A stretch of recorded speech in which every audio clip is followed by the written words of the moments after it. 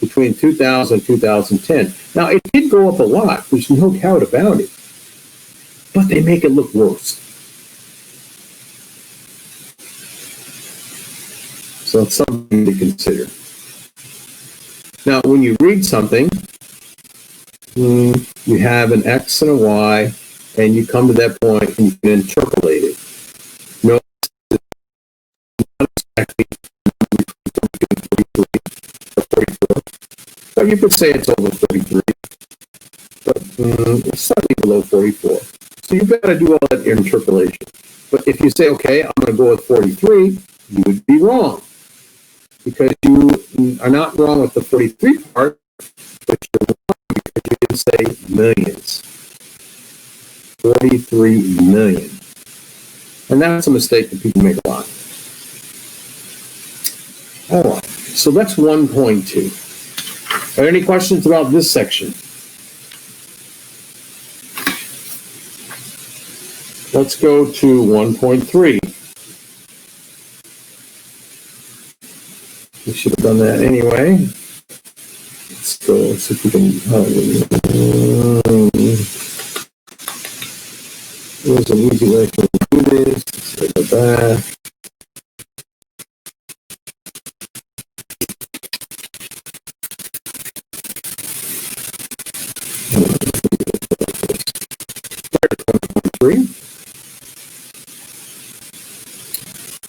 Solving a problem using a diagram.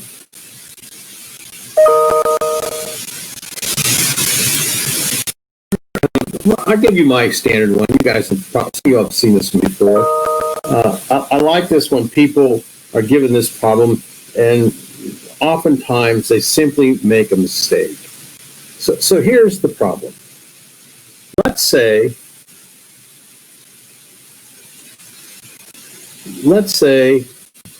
I ask you, how many fence posts am I going to need to put up 100 feet of fence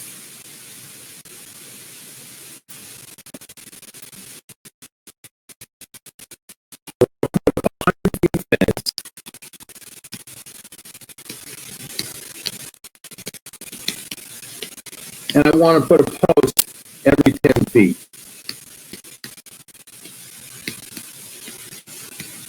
What's your answer to that question? Yeah. I can only guess. Let me think. Hold on here. Let me think. That was Jason. Yes. Yeah. So, yeah, you're correct. Most people say, well, 100 divided by 10 gives you 10. Well, you'd be wrong.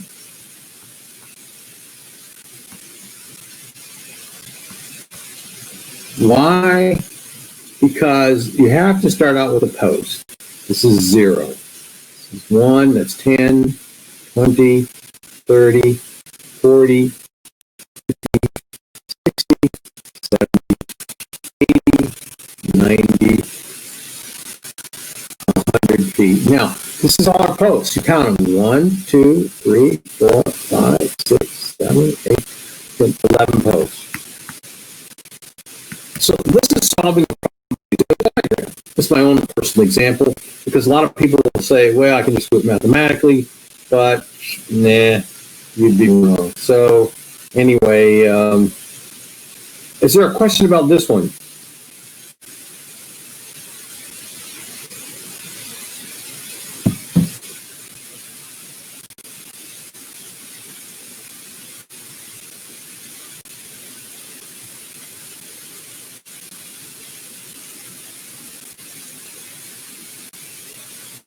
All right, no questions. Let me erase this and bring us back into focus.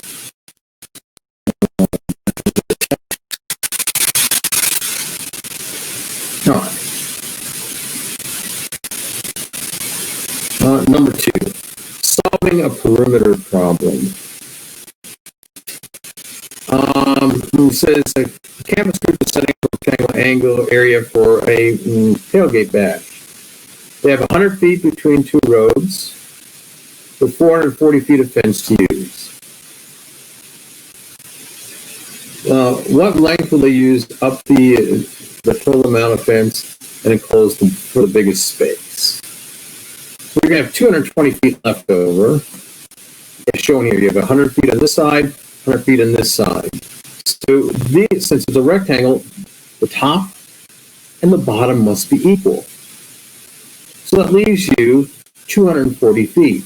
If they're equal, you got to divide it by 2, making it 120. The diagram of 120 on the top, 100 on each side, and of course 120 on the bottom. And the diagram helps you solve it. And that's all they're saying here, is that sometimes you have to draw out a picture, maybe to help you understand it.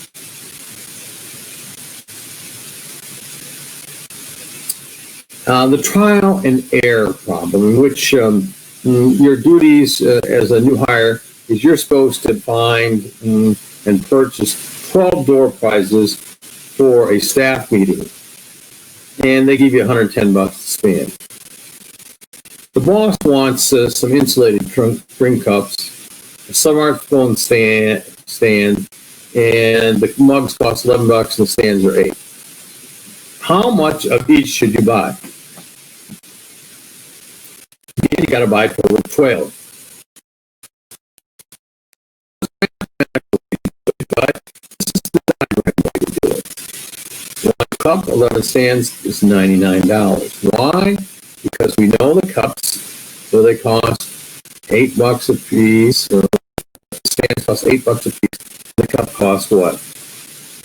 Tells it 11.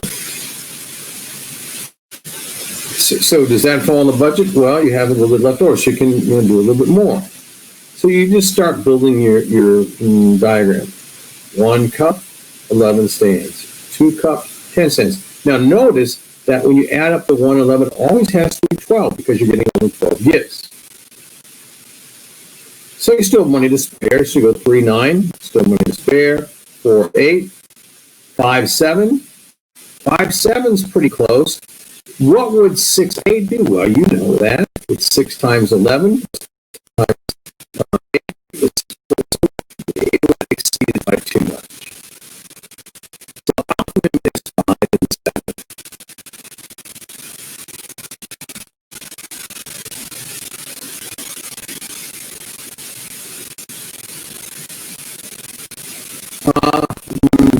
This is always a good one.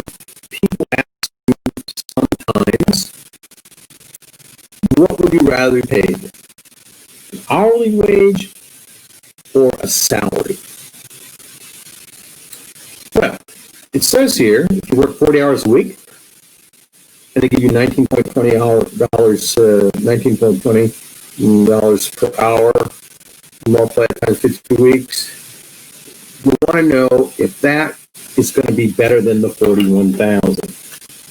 Well, it's a math problem, so you simply got to take 19.20, multiply that by 40, multiply that by 52, and that's what a calculator for. So we'll try it out.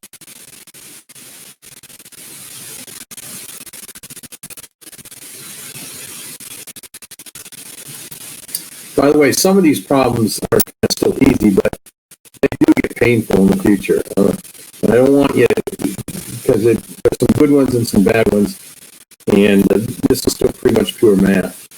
With 19.2, you're going to add the 0, doesn't have any effect. And since that's what you get paid per hour, and you get paid 40 hours a week, we'll multiply that times 40. That's going to give us a number. I could do that, and then I could multiply it by 52 and get the ultimate answer. I'll show you what that's set. Multiply that by 52. $39.56. Now, as I said, you could do 19.20 times the 8 or 30. Get a number, and then multiply that times, that takes your answer, 52, which is the same thing, and you get the same answer, 39,936. So your calculator has a different way, or can do different ways, but the bottom line that you can see something thousand a year as your salary, that it would appear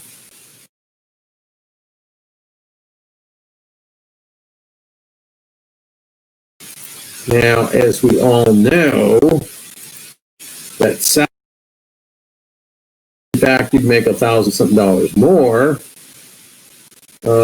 pays more, but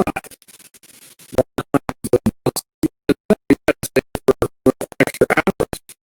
So a lot of people opt out for the hourly wage.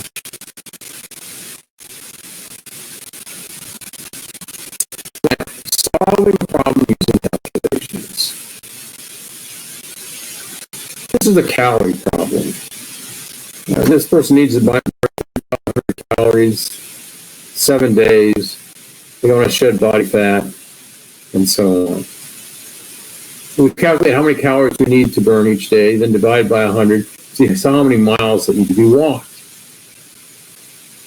Well, in order to burn again 100 calories, you got to walk a mile.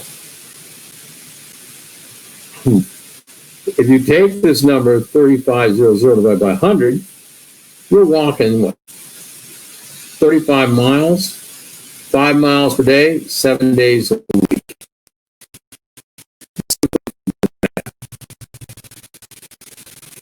How do you do the math? Again, 100 calories per mile. So you divide 3,500 by 100. That's how I would do it. That gives you this number. And if you divide that by 7 days to it, you got to do 500 calories per day. And that's 5 miles every day. Just to lose a little bit of fat.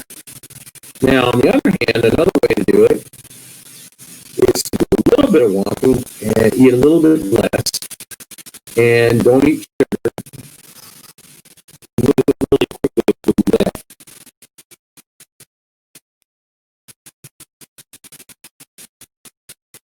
And use all those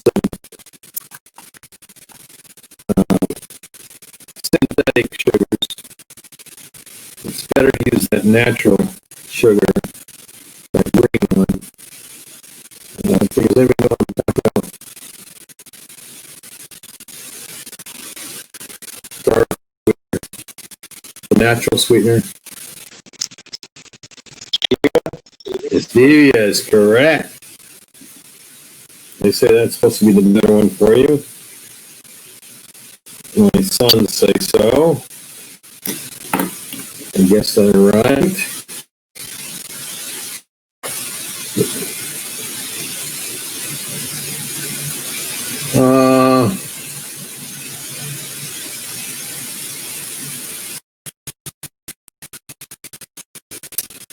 Recognize a problem with no solution. I'd love to give you my own.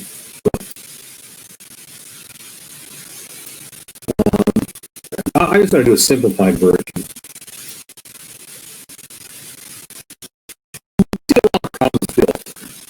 So let's start out with 7 equals 6. We know that's not possible. So if we had x plus 7 equals 6 plus x, we know there can't be a solution. We divide this by 2, we divide this by 2. It's not possible. I mean, we could make it look like something like this, but right away you should be able to see.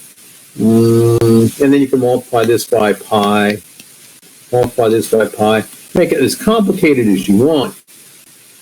But when you cancel this, cancel this, cancel this, cancel this, you cancel the x's, cancel, and whatever you left, you can do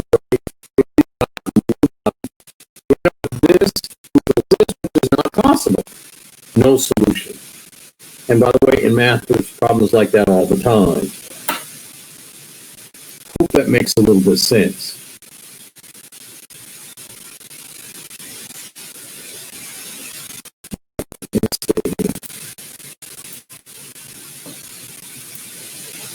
Most people have common sense and know there's not a solution all the time, always. I mean, it's just, sometimes there's no solution. So that's 1.3. Any questions about 1.3?